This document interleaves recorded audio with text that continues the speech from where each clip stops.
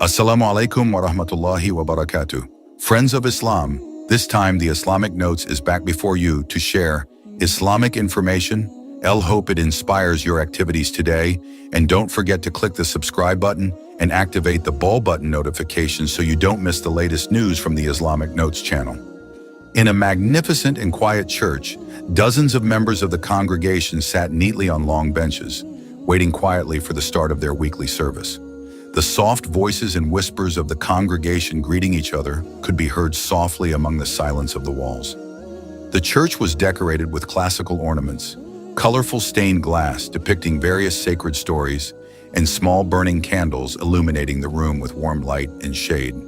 In front of them stood an old priest, calm and composed behind the podium.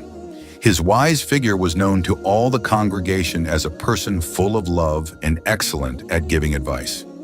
Every week, he always delivered lectures, gently but with authority, discussing the values of life derived from the history of their teachings. He provided encouragement and inspiration to all who listened.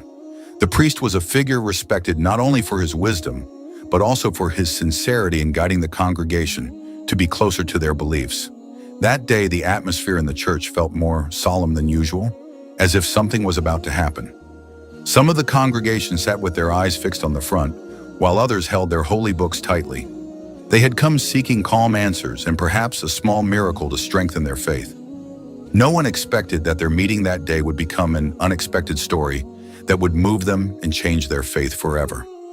In a moment of silence, the church door opened, and a young man with a calm face and appearance stepped out. His eyes were full of confidence, yet he still showed a humble and polite attitude. The congregation was curious as to why a Muslim had come to their church. No one dared to greet him directly, but a soft whisper began to circulate. The priest then nodded gently, signaling the young man to sit in the front row. The young man accepted the signal calmly and walked slowly towards the front row. He sat down and prepared to follow whatever would happen. A small tension enveloped the room, and the congregation became increasingly curious about the meaning of the young Muslim's presence in their place of worship. After a few moments, the priest decided to approach the young man, who was sitting quietly in the front row, with a warm smile and a respectful attitude. He walked over to the young man, and the congregation, now gathered and attentive, looked on.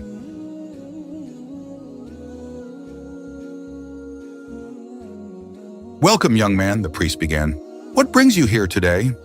The young man replied, "I have come with the intention of dialogue and understanding more about religion. I want to seek the truth and hope to find a straight path to the answer." The young man's words surprised many of them. They did not expect that a Muslim would come with such honest intentions, especially in a church. But the priest smiled even wider, inviting the young man to stand beside him. From there, an unexpected dialogue began. The congregation, eager to listen, couldn't wait to see where this conversation would go and what answers the young man would offer to the priest's questions. The pastor decided to go further. He saw this as an opportunity to enrich the congregation's insight while also testing the young man's beliefs. "You see, my brothers and sisters," the priest began, "we are people who seek to understand, who long to discover the truth." The priest's voice carried with authority, but the congregation felt that this was not just a simple exchange of words. It felt deeper, more meaningful. The young man explained, "Islam teaches that God is close to us, closer than we can imagine. We are taught to worship Him not out of coercion, but because of love and obedience as His creation. We believe He knows everything, even what is hidden in our hearts." The priest nodded, a little surprised. He didn't expect this young man to explain things so clearly and in such an understanding manner. Meanwhile, the congregation, who were starting to pay close attention, seemed to be struck by the young man's answers. They were captivated by his calm demeanor and the depth of his words. The young man continued, "The Quran is not only a religious text for Muslims, but it also contains many scientific miracles that have been proven in the modern era. For example, the process of fertilization in the womb, which science discovered only recently, is described in detail in the Quran. This is just one of the many signs of its divine origin." The priest and the congregation were silent for a moment, deep in thought. The young man's words seemed to touch their hearts and minds. For the first time, many began to see the Quran in a new light, no longer just a book of faith, but a timeless source of wisdom.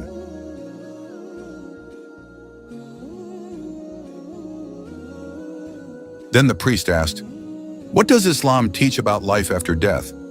What happens to our souls after we leave this world?" The young man replied, "In Islam, we believe that this life is a test, and that our deeds will be rewarded in the hereafter. There is a place of eternal happiness known as heaven, and for those who stray from the path, there is hell. It is a concept of accountability, where every action is accounted for." His answer was clear and logical, and it moved the congregation. Many were seen reflecting on the meaning of their lives, contemplating their actions and beliefs. The young man's words touched a deep part of their souls, making them question their understanding of life and the afterlife.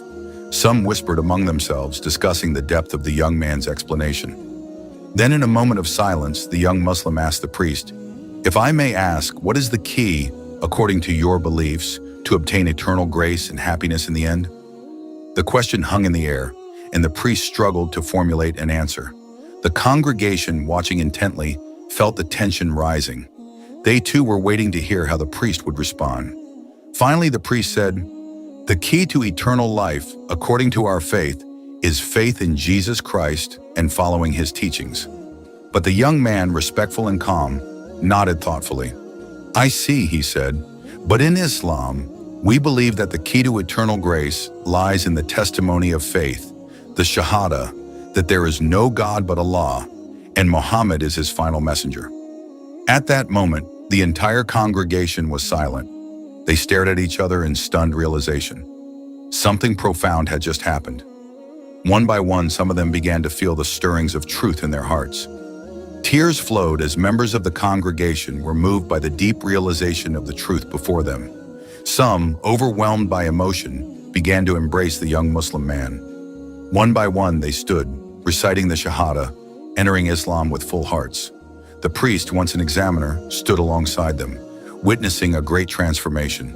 The moment was monumental. All those present were united, not only by their shared faith in Allah, but by the love and brotherhood that now filled the church.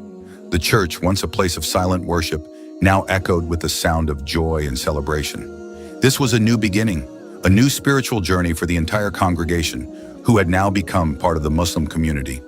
Wassalamu alaikum wa rahmatullahi wa barakatuh.